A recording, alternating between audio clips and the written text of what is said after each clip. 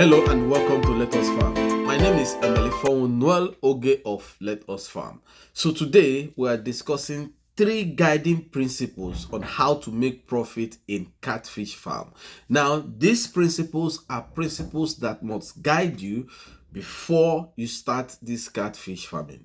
If you miss any of these principles, there are every likely chance that you are not going to come out profitable. Or even if you make what you think is profit, when you weigh it side by side, you discover that you may have missed 1 or 2 opportunities to even make bigger profit. So stick around, listen to the end of this video, ask me questions where you don't really understand, or probably where you feel that maybe what I said did not align with some of the things you know before, and I will gladly answer you. Then remember, I will not come to you to ask you to pay money to join my WhatsApp group, because these services are free for you. And if you're having any challenges in your farm, do a video of this challenge and send it to 081 353 48909. When I look at these videos, I will be able to provide you a practical solution to solving your problem free of charge. I'll be right back to discuss this.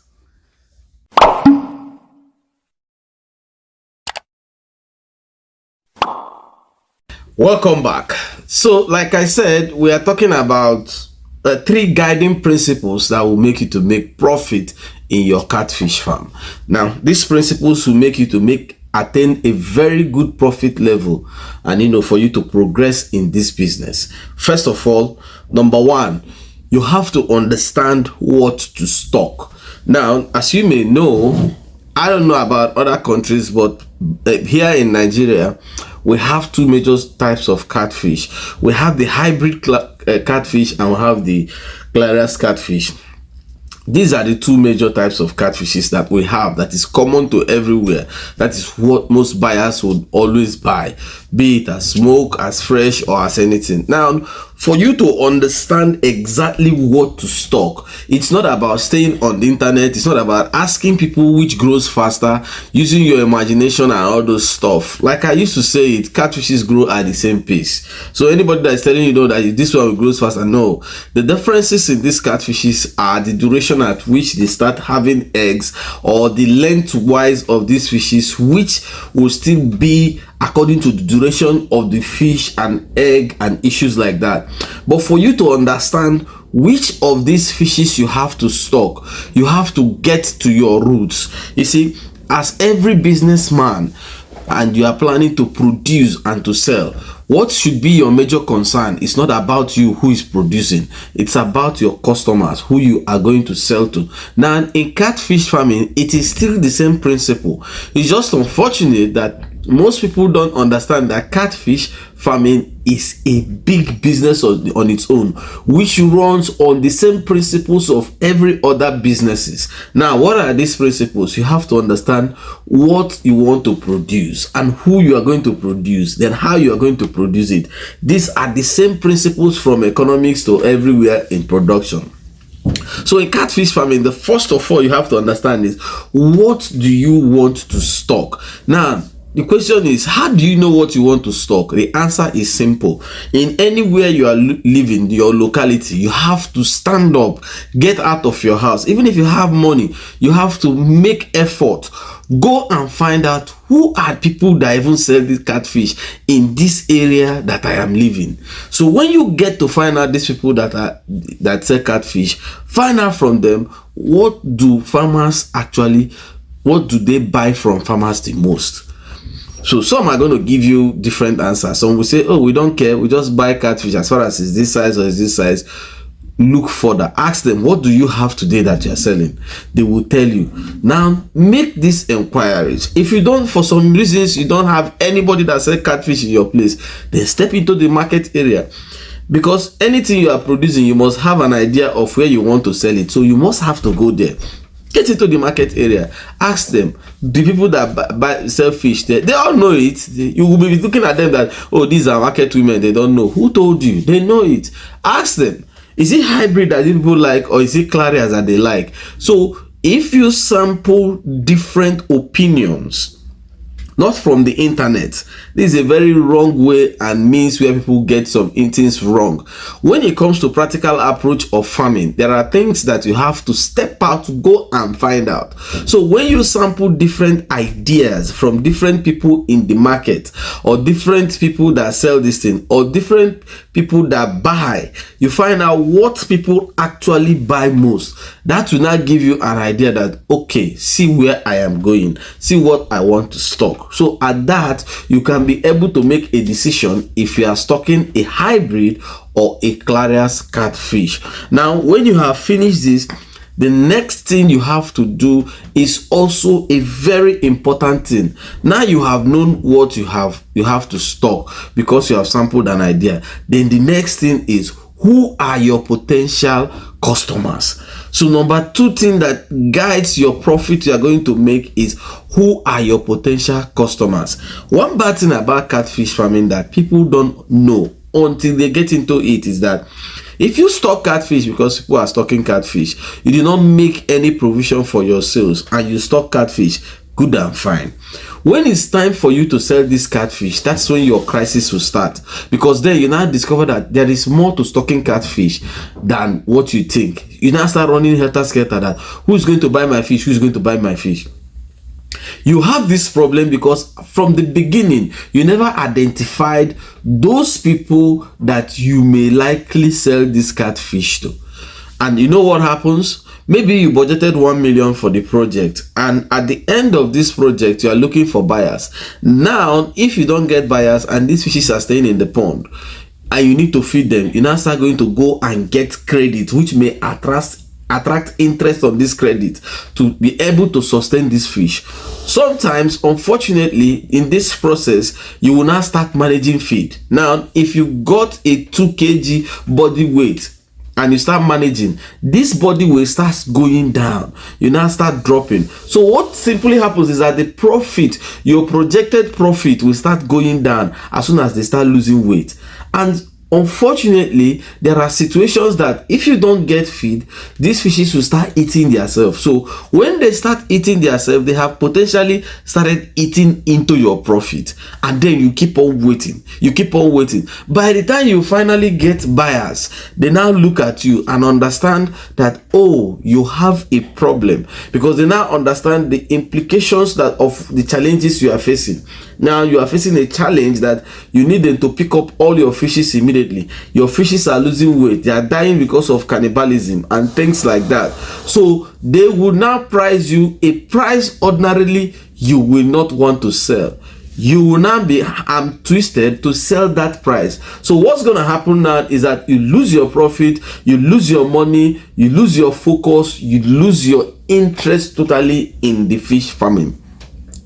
But if you have from the beginning, before you started stocking, after you must have sampled opinions from people that sell these catfishes, that what buyers want to buy, then you are able to go back and get potential customers. Go to the market. There are women that sell fish. Tell them that, hey, I have a fish farm now, but I don't know, do you people normally buy? They will tell you. You now say, okay, they will ask you, when will your fish be ready? Say maybe next month or 2 months or 3 months. Just give them time like that. Collect their numbers. So when you are 2 weeks to when you want to sell, you start telling them that, oh, what we discussed before is available.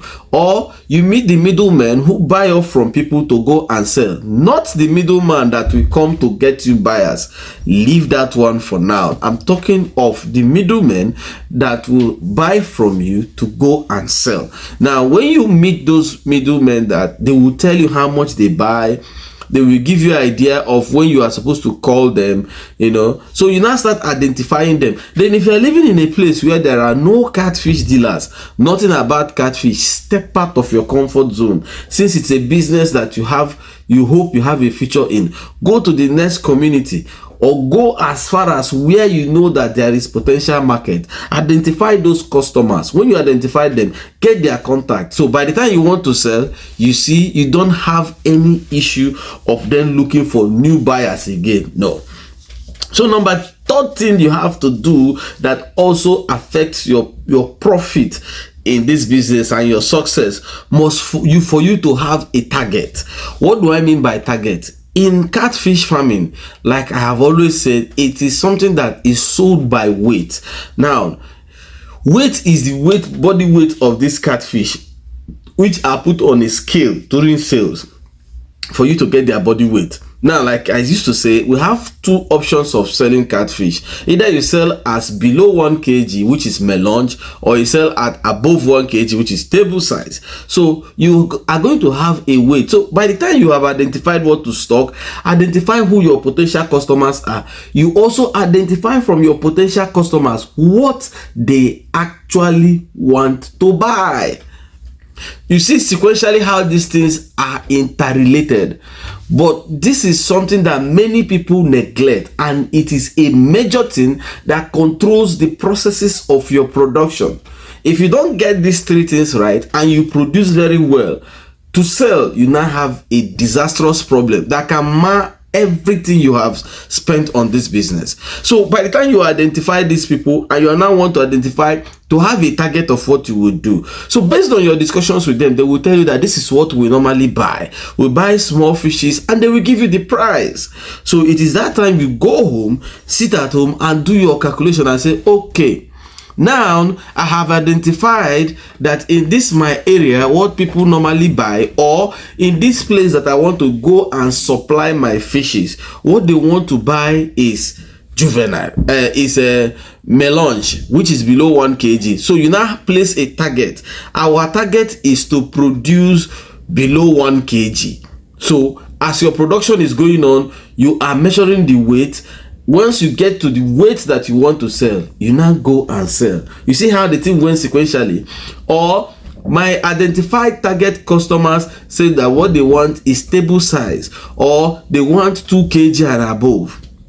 So you now go back, arrange all your production indices. That will even determine how much you put down for your feeding expenses. You arrange all these things. By the time you now arrange all these things and you now start production, you now discover that, okay, you already have a target. So you keep on measuring the weight of the fish. When they get to that your desired target sales from the investigations you have done, that is when you start sales. But imagine you don't have target. You just put fish because you want to put fish. You don't even know what to stock. You just stocked anything anyhow. Maybe you are in a place where people like to buy clarias and you stocked hybrid.